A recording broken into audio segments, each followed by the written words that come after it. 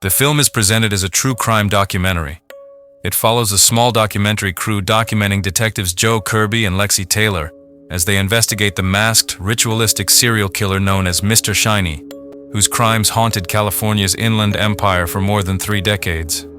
Detective Joe Kirby, a veteran homicide investigator, says that despite years of exposure to violent crime, nothing compares to what he witnessed at the Sheridan family home. The story shifts to 2010, beginning with a 911 call from Casey Porter, a close friend of Tiffany Sheridan. Casey explains that their children attended the same elementary school. She was supposed to meet Tiffany for lunch, but Tiffany never arrived. Soon after, Casey's daughter mentions that Sam, Tiffany's son, hasn't been to school for several days. Growing worried, Casey repeatedly calls and texts Tiffany but receives no response, realizing something is wrong. Sheriff's deputies are sent to conduct a welfare check. Body cam footage shows a deputy knocking at the front door, then entering through the back of the house. Inside, he discovers a horrifying scene.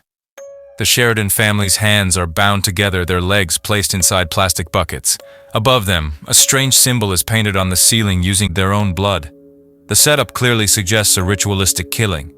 When Kirby sees the symbol, he turns to his partner and says only one thing: he's back. Kirby and Lexi explain that long before the Sheridan murders, 3 killings between 1993 and 1995 were never connected at the time.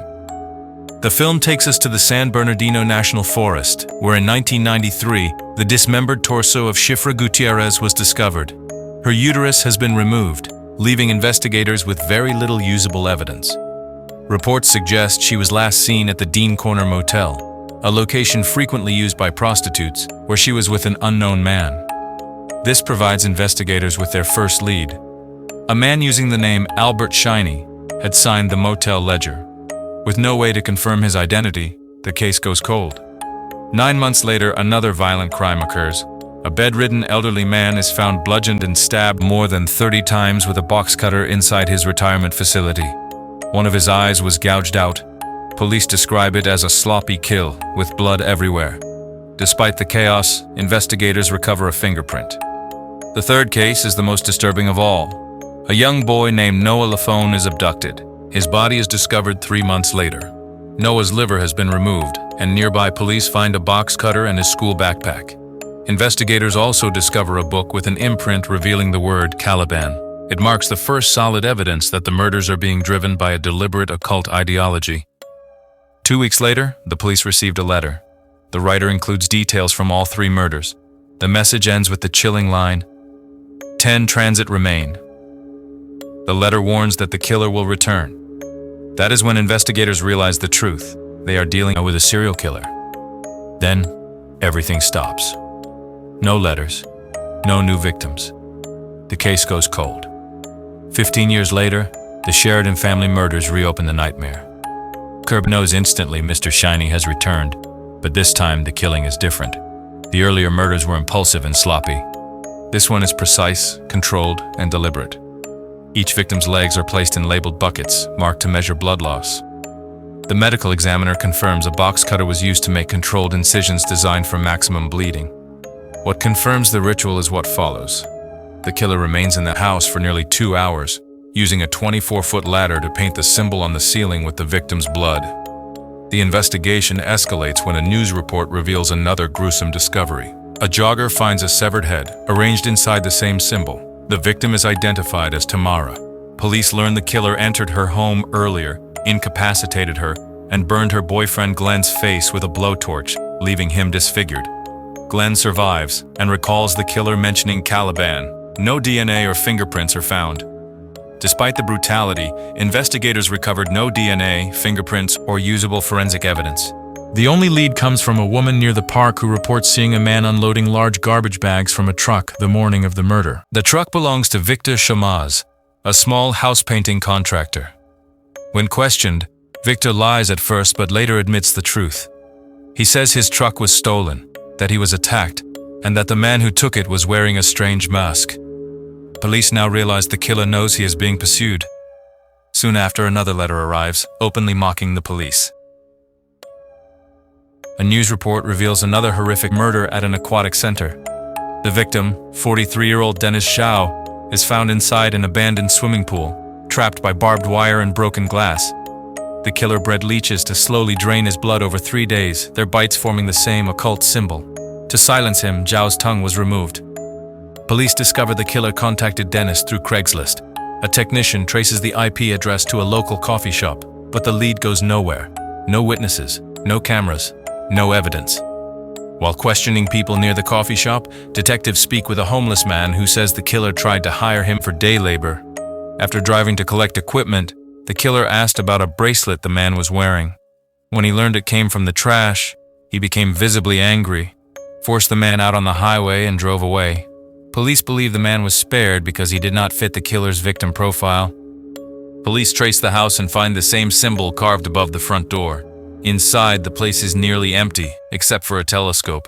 A fingerprint recovered from it matches a 1995 murder. The house was rented by Leslie Sykes, a man with no job history, no address, and almost no records. After his face appears on the news, another letter arrives. 5 to go. Then you will know. Within a month, the case takes a terrifying turn when 16-year-old Victoria Massenroe is attacked.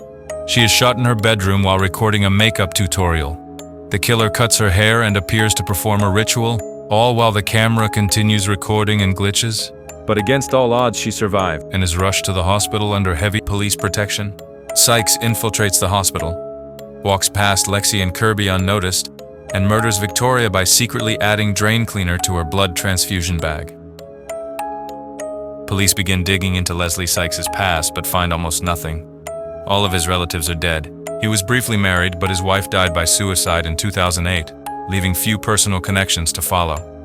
Eventually, a man named Jared Kelly agrees to speak.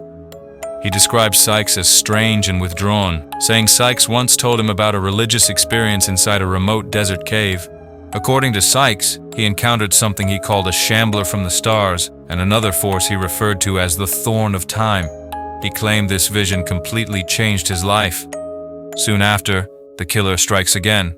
31-year-old Leo Dietz is murdered while working the night shift at a donut shop. He is stabbed to death, and his heart is surgically removed, showing the same ritual intent seen in earlier crimes. As the killer flees, security guard Saroj Malik attempts to stop him. Saroj notices the man is wearing a strange mask and immediately reports the incident to the police, providing the license plate number of the escape vehicle, which he abandoned later.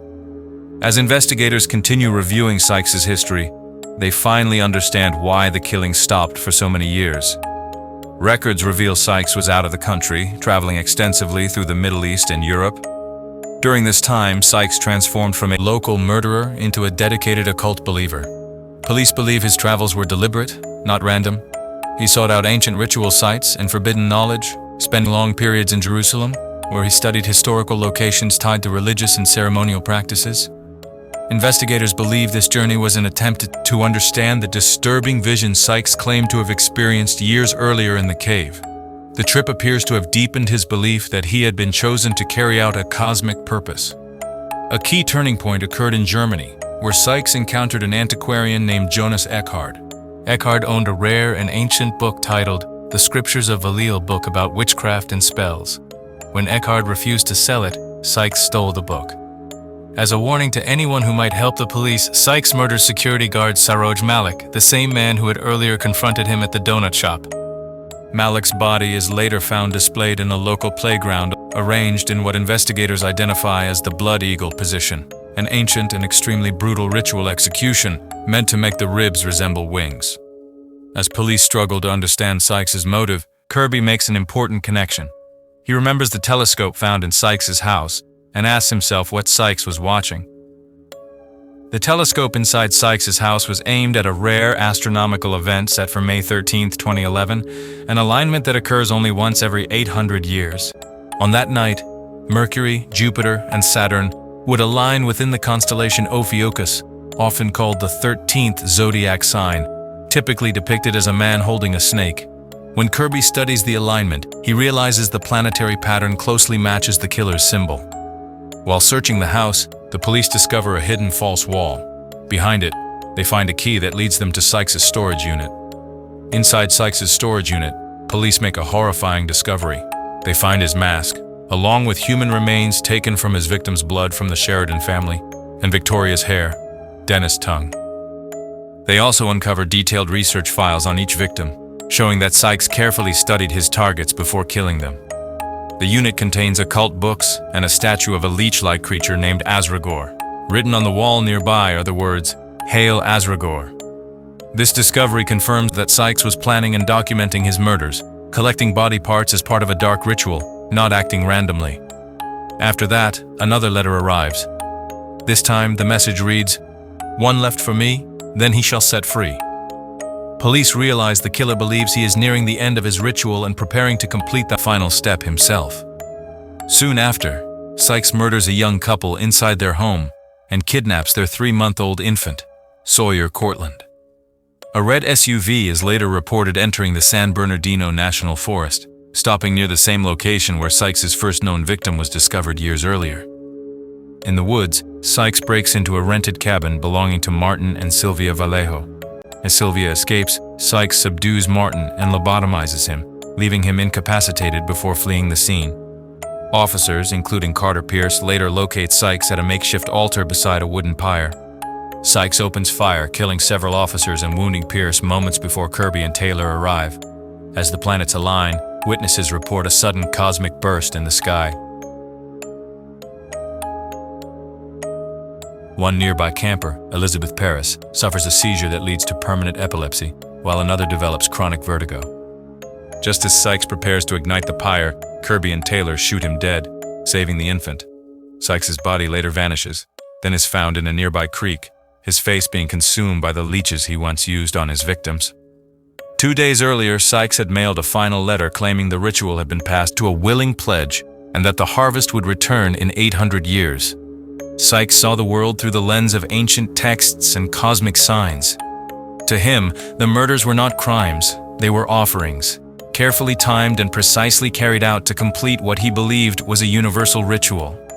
Every victim, every symbol, and every body part taken was meant to align with the stars and open something beyond human understanding. Even after Sykes' death, the questions remain. Were the visions real, or the product of a broken mind? Was he acting alone, or had his beliefs spread to others? The final letters suggest that Sykes believed the ritual would continue long after him, leaving investigators and the audience wondering if the threat truly ended. In 2023, a haunted Joe Kirby is seen alone in Joshua Tree, searching for the cave, suggesting the case never truly ended. And that's how this story ends. Or does it? If you enjoyed this recap, hit like, subscribe, and turn on notifications. Until then, stay out of the darkness.